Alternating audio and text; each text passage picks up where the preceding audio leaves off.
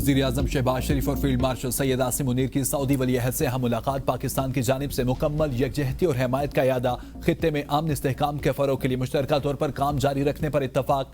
दोनों रहनुमाओं की मुलाकात में दो तरफा ताल्लुकात पर बातचीत। नए वज़ीर-ए-आज़म इसहाक डार और सीनियर वज़रा भी वज़ीर-ए-आज़म के साथ थे। वज़ीर-ए-आज़म शहबाज शरीफ ने कहा, पाकिस्तान हमेशा सऊदी अरब के साथ मजबूती से खड़ा रहेगा। वज़ीर-ए-आज़म का आजमाइशी हालात में सऊदी अरब के साथ मुकम्मल यकजहती भरपूर हमायत का यादा।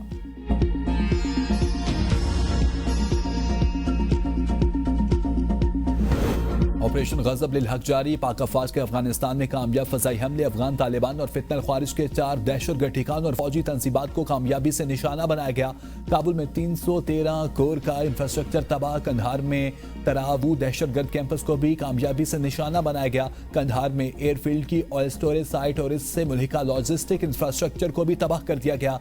फजाई हमले के दौरान सूबा पक्तिका में शेर नाउ दहशतगर्द कैंप को भी निशाना बनाया गया।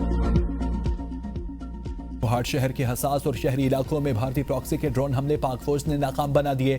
ड्रोन गिरने से 2 अफराद जख्मी। शहर के 3 मकामात पर ड्रोन हमले किए गए। कुहाड़ पुलिस और हसास इदारों की शहर में गश्त जारी। पुलिस की शहरियों से पुरअमन रहने और अफवाहों पर कान न धरने की अपील।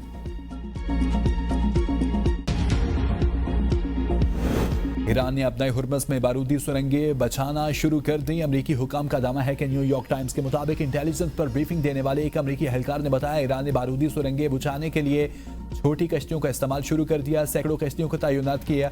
फिलहाल यह है कि कोशिशें सुस्त हैं और ईरानी बारूद सुरंगों को साफ करने से ज्यादा तेजी से नस्ब करने का इरादा रखता है। अमरीका ने अपने हुर्मस में अपनी शिकस्त तस्लीम कर ली। वजीर तवानाई क्रिस राइट कहते हैं, अमरीकी बहरिया अभी अपने हुर्मस में तेल बरार जहाज़ों को बहरी तहफ़्फ़ुज़ फ्राहम करने के लिए तैयार नहीं। इस वक्त तवज्जो ईरान की जारिहाना सलाहियत और उनकी तैयारी वाली सनत को तबाह करने पर मरकूज है।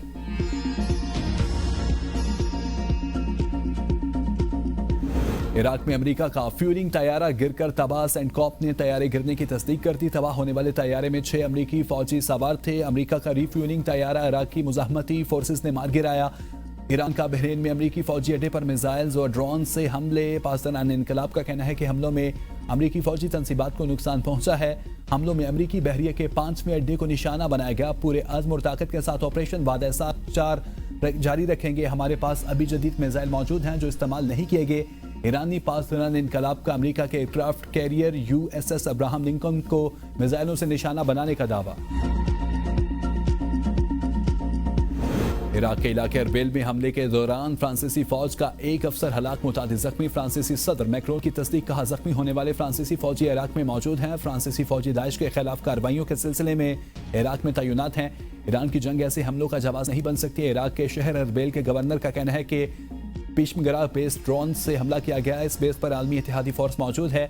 इराकी हुकूमत ड्रोन हमले के बाद इस मामले को संजीदगी से देख रही है।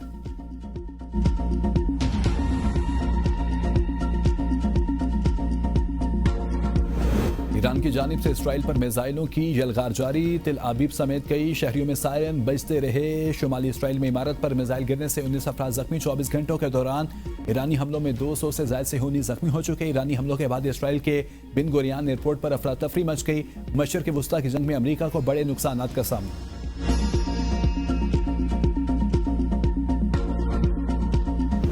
मशरिक़ वुस्ता तनाज़ा पर पाकिस्तान ने मुतवाज़िन खारिजा पॉलिसी इख्तियार की। वफाकी वज़ीर फवाद चौधरी की मीडिया से गुफ्तगू, कहा पाकिस्तान, तुर्किया, मलेशिया और इंडोनेशिया वो ममालिक हैं जो अरब ममालिक में तेहरान में राब्ता बहाल कर सकते हैं।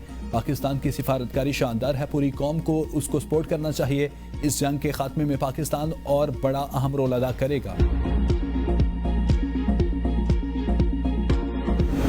जवाब दो, ईरान में स्कूल पर हमला क्यों किया? अमरीकी डेमोक्रेट्स ने खत लिखकर वजीर दिफा पीट हेग्सेथ से जवाब तलब कर लिया। खत में सवाल किया कि पुराने और गलत तज्जियों की बुनियाद पर स्कूल को हदफ बना दिया गया। सेनेटर ने स्कूल पर हमले को खौफनाक सानहा करार देते हुए कहा, वो जानना चाहते हैं कि दर हकीकत हुआ क्या। हमें वो हकायक मुहैया किए जाएं जिनकी बुनियाद पर स्कूल को निशाना बनाया गया। पंजाब में जराइम की शरह में तेजी से कमी आई। वज़ीर इत्तलात पंजाब अज़मा बुखारी का कहना है, पंजाब में जराइम की शरह में कमी CCD और पुलिस से अहम रोल अदा किया। पंजाब में अब रोजाना मामूली जराइम की वारदातें कम हो गई हैं। मरीम नवाज ने CCD की अवामी पजीराई को मद्देनजर रखते हुए इसको प्रीमियर एजेंसी बनाने का फैसला किया। ख़वातीन का तहफ़्फ़ुज़ मरीम नवाज की पहली तरजीह है।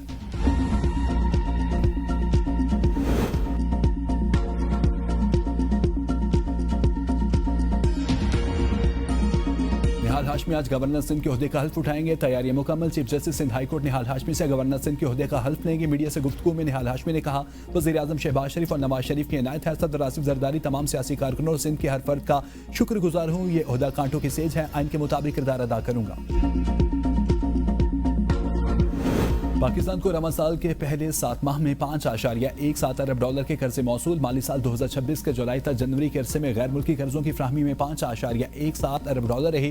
गुज़श्ता माली साल 2025 की इसी मद्दत में यह रकम $4.6 अरब थी। सऊदी अरब ने रवा माली साल के पहले 7 माह के दौरान मौखर अदायगी पर तेल की सहूलियात की मद में $700 मिलियन फ्राहम किए।